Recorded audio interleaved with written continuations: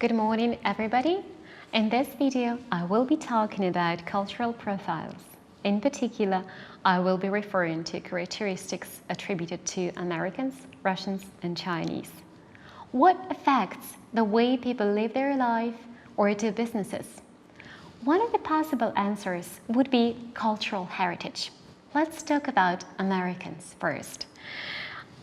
Americans are believed to be risk takers and experimenters. North Americans come from a frontier past, so they were always looking for a new frontier, for a new challenge. The American view is no one stands still. If you're not moving ahead, you're falling behind. Second, Americans value time highly and want every minute to count. Usually, if you were to visit your business partner in the US, you would be probably given a very detailed schedule of your stay, probably 2 weeks or 1 week before your visit starts. And everything would be mentioned there, every single lecture, every single meeting, and the time exactly. Or if you're going to host an American partner, you would be probably expected to do the same. You should provide your friend or your partner with a very detailed curriculum. You should explain what he's going to do starting from Monday till Friday. What also needs to be mentioned, referring to American business culture, is the directness. The way people in the US normally discuss deals, agreements, or just negotiate something in terms of business. One of the commonly used expressions is call a spade, or tell it like it is. It is okay for Americans to jump right into the subject and say exactly what they think about this particular issue and what is in their mind. They never hide it. For example, when I was assisting a group of the local businessmen during their negotiations with an expert from the US, they were first very amazed with his reaction, because for every suggestion that they would make, he would react directly. He would say, okay, this is possible. Or he would say something like, no, I can't promise you that.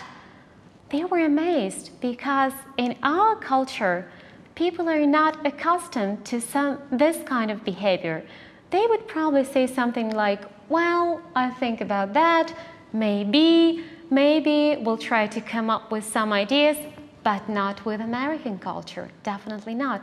But by the very end, they realized that his answers, his comments, although being extremely direct, helped them to understand what they were to expect from him in the nearest future. Most Americans are also believed to be money-oriented. Young kids are often paid for doing work around the house, for watering flowers, for cleaning the swimming pool. Adults want to make sure that their business partner is reliable and trustworthy, so they would not have any financial problems with him in future. However, the problem is that this particular feature is often being misunderstood by the representatives of other cultures, as they only see this term, money, but they do not realize that American people want to work and they value the ability to work, the ability to succeed in the workplace.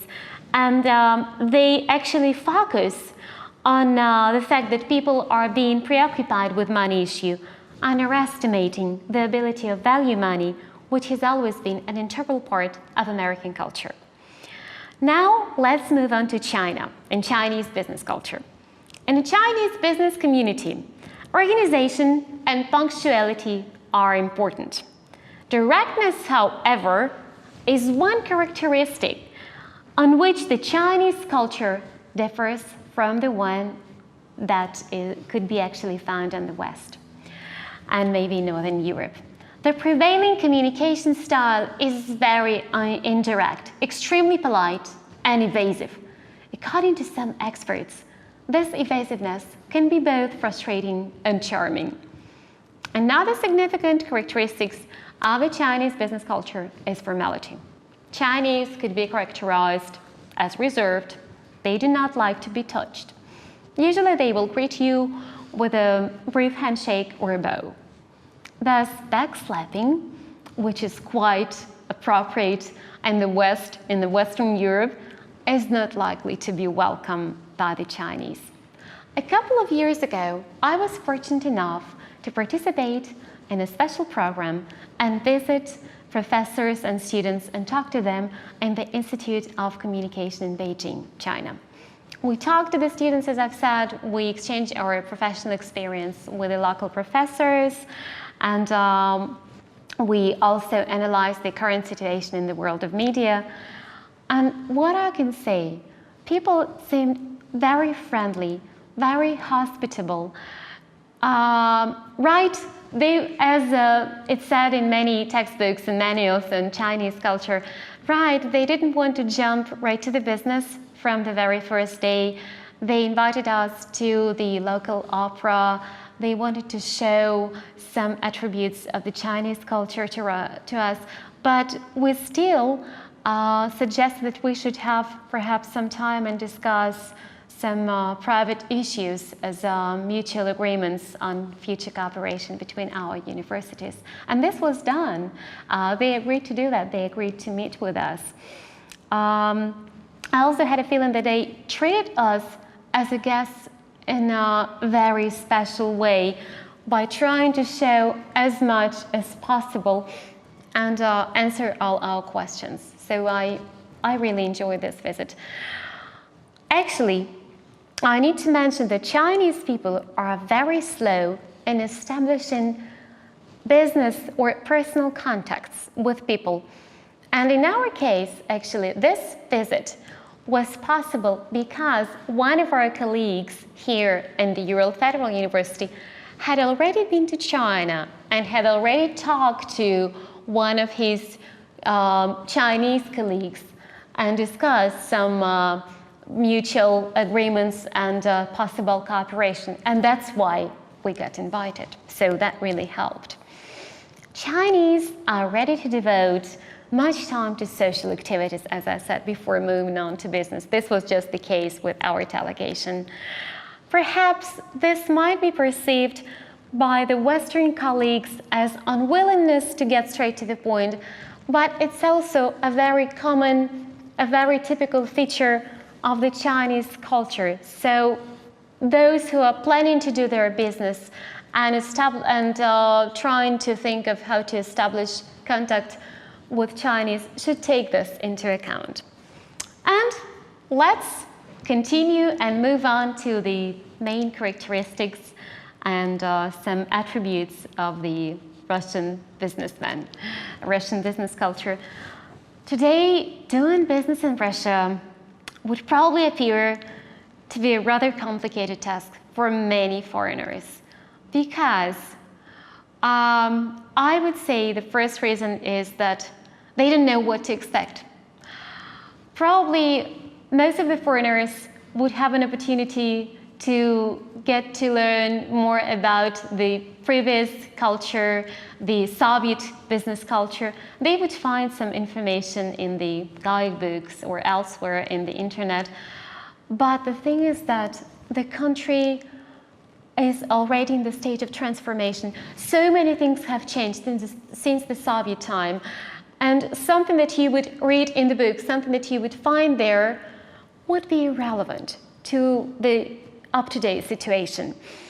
Obviously, I think the best thing to do would be talk to your business partners in Russia, maybe read some articles on the Russian business culture, maybe look for special internet resources, try to get relevant information. The thing is that today, Russian business culture could be characterized as a mixture of old Soviet and new Russia's traditions, ways of behavior based on the various business models, sometimes hard to identify. In addition to age, what also matters is the location of a company. So if you are to sign a business agreement with a middle-aged, let's say 35 young man or woman who lives in Moscow, St. Petersburg, Novosibirsk, or Ekaterinburg, you are probably expected to stick to the international business etiquette. And this would be well understood by your colleague. But what if you were invited to a smaller settlement? What if you are to talk to the people who don't know much about what's going on abroad, who have never been abroad, in fact? In this case, perhaps you might refer to the information that you can find in the Soviet guidebooks, or guidebooks, tour guides on the Soviet culture. In this case, it might be useful. So what should be taken into consideration? Who your business partner is, how old is he, where he lives, whether it's a man or a woman, this also matters. We're going to talk about that. And whether it's a small settlement again, or whether it's a bigger city, because again, there is a huge infrastructural gap. So that's about it for today.